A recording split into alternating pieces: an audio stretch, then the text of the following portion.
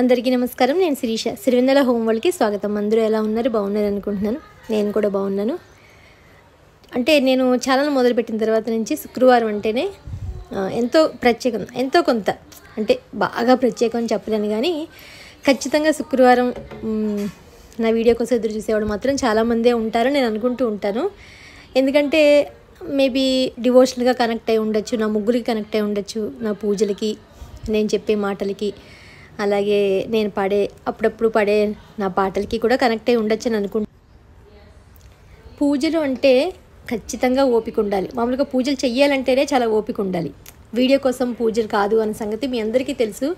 ఎందుకంటే మనం మామూలుగానే మన ఇంట్లో ఒక పూజ చేసుకోవాలంటే దానికి ఎంతో టైం టేకింగ్ తీసుకోవాలి, ఎన్నో సర్దుకోవాలి, ఎన్నో దానికోసం మనం శ్రద్ధగా భక్తిగా చేయాల్సి వస్తుంది. మిగతావంటారా అది ఎలా చేసినా మనకి పర్వాలేదు, అంటే వీడియో కోసం ఏదో చేసుకున్నా పర్వాలేదు, లేకపోతే మనకి ఎప్పుడు కుదిరితే అప్పుడు చేసుకుని వీడియో అప్లోడ్ చేసుకున్నా మనల్ని అడిగేవాళ్ళు ఉండరు.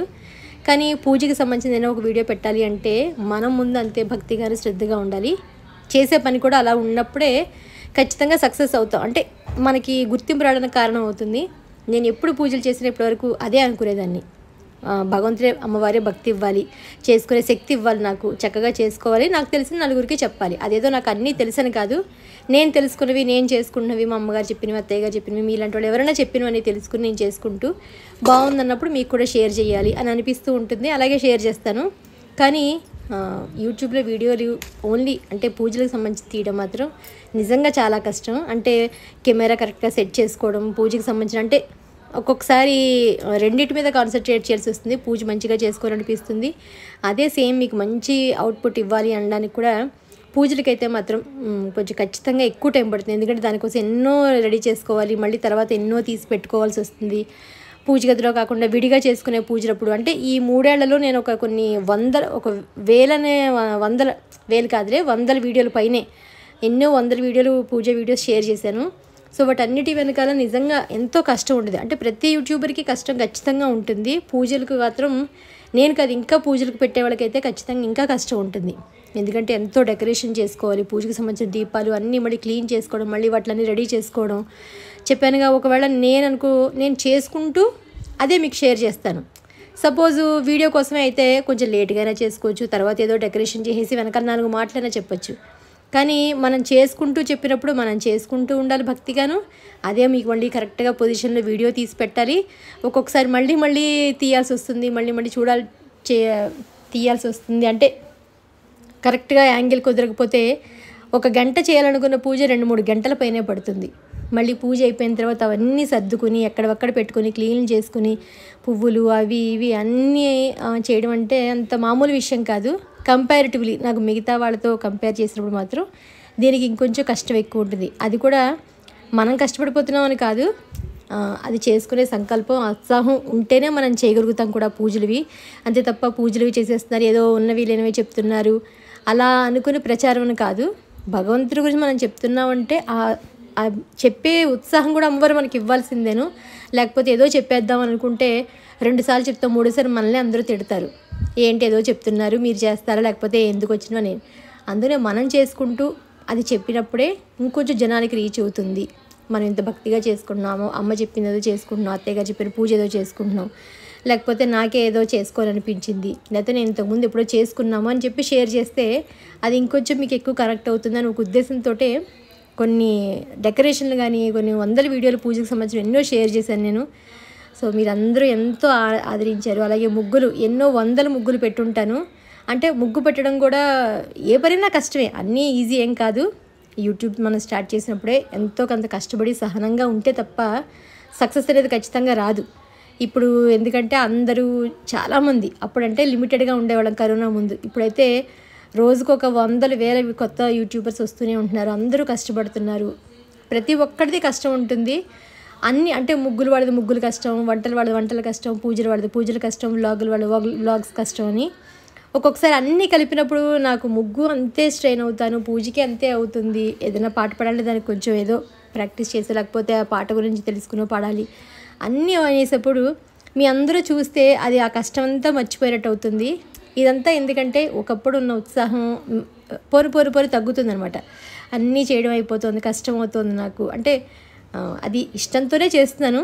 మీ అందరూ దాన్ని ఆదరిస్తారంటే ఇంకా ఆ కష్టాన్ని ఒక్కొక్కసారి ఇష్టంగా ఇంకా చేసుకొని పెట్టాలనిపిస్తూ ఉంటుంది. అందుకే డే బై డే పెడదాము, ఎక్కువ మనము స్ట్రెయిన్ అవ్వక్కర్లేదు. ఎందుకంటే ఏజ్ పెరుగుతున్నప్పుడు అన్ని పనులు ఒకటేసారి పెట్టుకోవాలన్నప్పుడు స్ట్రెయిన్ అయిపోతాం ఆబ్వియస్లీను. సో అందుకని అప్పుడప్పుడు పెడుతూ ఉండడం, మంచి వీడియోస్ పెట్టాలి అని అనుకుంటున్నాను నేను. దాన్ని మీరు కూడా అంతే ఇష్టంగా ఆదరిస్తే ఇంకొంచెం ఉత్సాహంగా అనిపిస్తుంది. వీడియో నచ్చితే మాత్రం లైక్ చేయడం మర్చిపోవద్దు. ఇంకేదైనా మంచిగా కామెంట్ పెట్టాలంటే పెట్టండి, షేర్ చేయాలనిపిస్తే షేర్ చేయండి. ఇంకేమైనా నాకు చెప్పాలనుకున్న సలహాలు ఇవి ఉంటే తప్పకుండా తీసుకుంటాను. మీకు ఇంకేమైనా మంచి విషయాలు తెలిస్తే చెప్తే నేను కూడా ఫాలో అవుతాను. నాకు తెలియని ఏమైనా ఉంటే ఖచ్చితంగా నేను కూడా ఫాలో అవుతాను. సో ఫైనల్గా నేను చెప్పాలనుకున్నది ఏంటంటే, ఏ పైన ఇష్టంగా చేస్తే కష్టం అనిపించదు, కానీ కష్టం మాత్రం ఖచ్చితంగా వెనకాల ఉంటుంది. యూట్యూబ్ చేసేవాళ్ళది వీడియోస్ ఏదో మనీ వచ్చేస్తాయి సింపుల్గానే అని అనుకుని పొరపాటు పడ్డం కన్నా దాని వెనకాల కష్టం కూడా ఉంటుంది ఖచ్చితంగా. ఒక్కొక్కసారి కష్టానికి తగ్గ ఫలితం కూడా ఉండకపోతుంది. అలా అని చెప్పని మనం ఎలా పడితే అలా పెట్టి ఏదో పెడితే అది చెయ్యలేము. ఒక అలవాటు పడిన వాళ్ళు ఏంటంటే మనం బియాండ్ లిమిట్స్ వెళ్ళలేము. సో అందుకని నాకు వచ్చినవి అయితే ఇవే. వీటిలోనే ఇంకొంచెం మంచిగా మీకు ఏం ప్రజెంట్ చేయాలి అని అనుకుంటూ ఉంటాను, అవే ప్రజెంట్ చేస్తూ ఉంటాను.